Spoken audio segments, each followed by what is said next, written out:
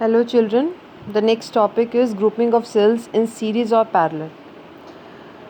Now first we will do two cells in the series. You have taken the two cells, cell this one, another cell this one. They are connected with a single terminal. Okay, कितना point common है उसमें? एक point common है, that means they are connected in series. Suppose this cell has an EMF E1 and this cell has an EMF E2. The first cell has an internal resistance R1 and another cell has an internal resistance R2. Now consider these 2 points A, this one C, and the center point is B. Now you have to find out the potential difference between A and B. How to find out the potential difference? VAB. VAB क्या potential difference between the point A and B? It is VA minus VB. We did the formula of V. V is equal to E minus IR. We did this formula. V is equal to E minus IR. Now we will find out what is VAB. इस potential का क्या formula होगा? E1 minus, current same है क्योंकि दोनों क्या है series में, करंट क्या है I है. तो what is EVA minus VB? E1 minus IR1. What is VBC? What is VBC? VB minus VC, that is E2 minus IR2. Now we have to find out this. हमने तो यहाँ total potential निकाला है. कैसे निकालेंगे total potential? VA minus VC. अब VA minus VC कैसे निकाल सकते हैं? देखो हमने तो ये पोटेंशियल डिफरेंस निकालना है, VA माइनस VC दोनों सेल्स के अक्रॉस निकालना है. तो मैं क्या करती हूँ, इसको VA माइनस VC लिख सकती हूँ. इसमें मैं क्या कर रही हूँ, VB और VB प्लस माइनस कर रही हूँ, कोई फ़र्क नहीं पड़ेगा. VB ऐड कर लो, VB माइनस कर लो. This can be taken in one single bracket, VA minus VB. ये एक सिंगल ब्रैकेट में ले सकते हो, VB minus VC. VA minus VB क्या होगा? E1 minus R1. VB minus VC क्या होगा? E2 minus R1. अब हम क्या करते हैं, E1 को अलग कर देते हैं, E1 E2 को. E1 प्लस E2, इन दो टर्म्स में से हम I को कॉमन ले लेते हैं, तो अंदर क्या बचेगा? R1 plus R2. सपोज जब ये आपके पास स्टेटमेंट आ जाती है, suppose this is E equivalent, इसको हम क्या मानेंगे? E equivalent. और R1 प्लस R2 को क्या मानते हैं? R equivalent. आपको पता है जब दो सेल सीरीज़ में होते हैं तो उनका रेजिस्टेंस कैसे निकालते हैं? इक्वलेंट रेजिस्टेंस, नेट रेजिस्टेंस कैसे निकालते हैं? R1 plus R2. तो हमने इसको R इक्वलेंट मान लिया. सो देखो नई इनसे एक नई इक्वेशन बनी, V is equal to E equivalent minus IR equivalent. आपके पास एक नई इक्वेशन आ गई. The total potential difference is E equivalent minus IR equivalent. What is E equivalent? E equivalent में आपने कुछ नहीं करना. अगर दो सेल सीरीज़ में है तो इनकी EMF पे सिंपली क्या हो जाएंगे? ऐड हो जाएंगे. If they are in series there EMF will be get. Now next is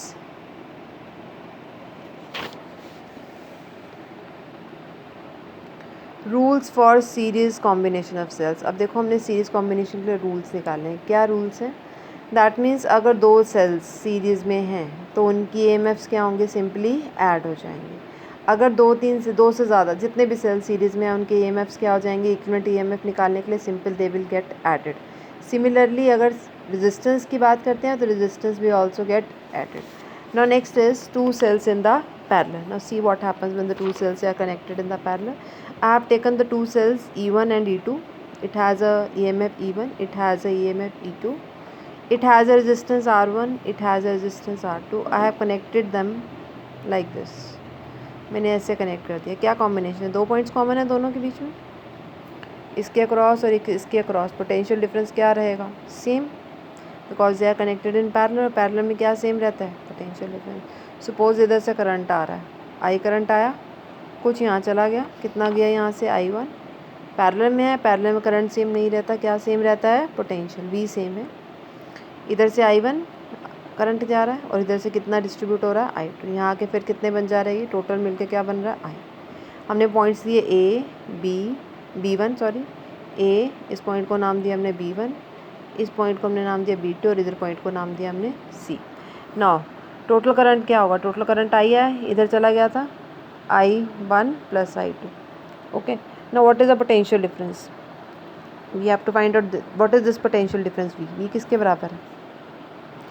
VB1 minus VB2. VB1 minus VB2. Now potential difference across E1 के अक्रॉस पोटेंशियल डिफरेंस कितना होगा? E1 माइनस, पता हमें दोनों के अक्रॉस पोटेंशियल डिफरेंस सेम है, तो हमने V का रिलेशन पढ़ा हुआ है EMF के साथ. V is equal to E minus IR. तो V कितना हो जाएगा यहाँ पर? E1 minus I1 R1. E1 minus I1 R1। तो यहाँ से क्या करो, I1 निकाल लो। जब हम यहाँ से I1 निकालेंगे तो क्या होगा, इसको इधर रहने दो, V को इधर ले आओ, E1 minus V upon R1, E1 minus V upon R1। Similarly यहाँ से V निकालो, V क्या आएगा यहाँ पर, E2 minus I2 R2, E2 minus I2 R2। ये रिलेशन यूज़ करना आपने, V is equal to E minus I R. Relation हमने लास्ट टॉपिक में किया था, relationship between potential difference and EMF। तो यहाँ से आप I2 कैलकुलेट करोगे, I2 क्या आ जाएगा यहाँ से, E2 minus V upon R2, E2 minus V upon R2। I1 I2 आ गया, इसको यहाँ पर इक्वेशन नंबर 1 में पुट कर देंगे। I2 को हम कहाँ पुट कर देंगे, इक्वेशन नंबर 1 में। जब हम पुट करते हैं तो क्या आता है आपके पास, देखो I1 की जगह E1 minus V upon R1, I2 की जगह E2 minus V upon R2। ऐसा करो, पहले वाली टर्म से अलग कर लो, E1 upon R1, E2 upon R2 अलग कर लो इनको, ओके। और सेकंड वाली टर्म में से minus V upon R1 minus V upon R2 में से V कॉमन ले लो, 1/R1 प्लस 1/R2 रह जाएगा। देखो कैसे लिख सकते हैं हम इसको, E1/R1 minus V/R1 plus E2/R2 minus V/R2।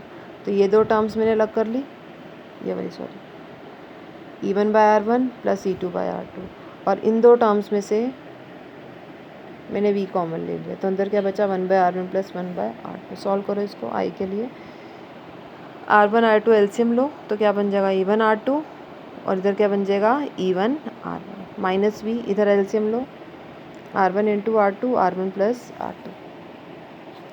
ऐसा करो, ये इस टर्म को ना इधर ले जाओ, ये माइनस में थी ना, minus V R1 plus R1 R2 को इधर ले जाओ और I को उधर ले आओ, I इधर आके माइनस हो जाएगा। जब I, हमने तो V निकालना है बेसिकली।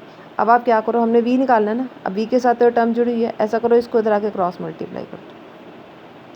तो ये जब इसके साथ क्रॉस मल्टीप्लाई होगी, क्रॉस मल्टीप्लाई क्या, इधर जाके, इधर मल्टीप्लाई है ना, इधर जाके बेसिकली ये डिवाइड में हो जाएगी, डिवाइड में हो जाएगी तो ऊपर जाके हम क्या कर देंगे, रेसिप्रोकल ले लेंगे इसका। बेसिकली ये क्या होगा, ये जो टर्म है ना यहाँ नीचे आ जाएगी, R1 plus R2 divided by R1 R2, और यहाँ भी नीचे आ जाएगी R1 plus R2 divided by R1 R2।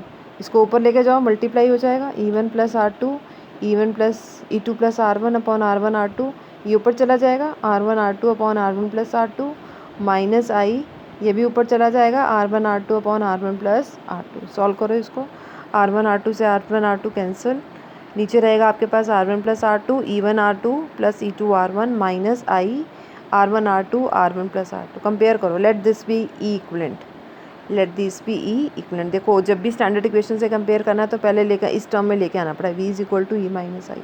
ऐसे स्टैंडर्ड इक्वेशन आपके पास, तो ई को आप अलग कर लो, ये क्या बन गया ई इक्वलेंट, और ये क्या बन गया आर इक्वलेंट। तो what is E equivalent, E1 R2 plus E2 R1 by R1 plus R2, और आर इक्वलेंट क्या, सिंपल आर इक्वलेंट का तो वही फॉर्मूला जो आपके लिए पास पैरेलल का होता था, यही होता था ना, R1 into R1 R2 plus R1 plus R2 R equivalent, यही निकलता था इस पैरेलल का फॉर्मूला। पैरेलल का फॉर्मूला तो सेम है, बट ई इक्वलेंट अब आपके पास नेट EMF क्या बन जाएगा, E1 R2 plus E2 R1 divided by R1 plus R2। तो आपके पास ये फॉर्मूलेज आ जाएंगे, ओके।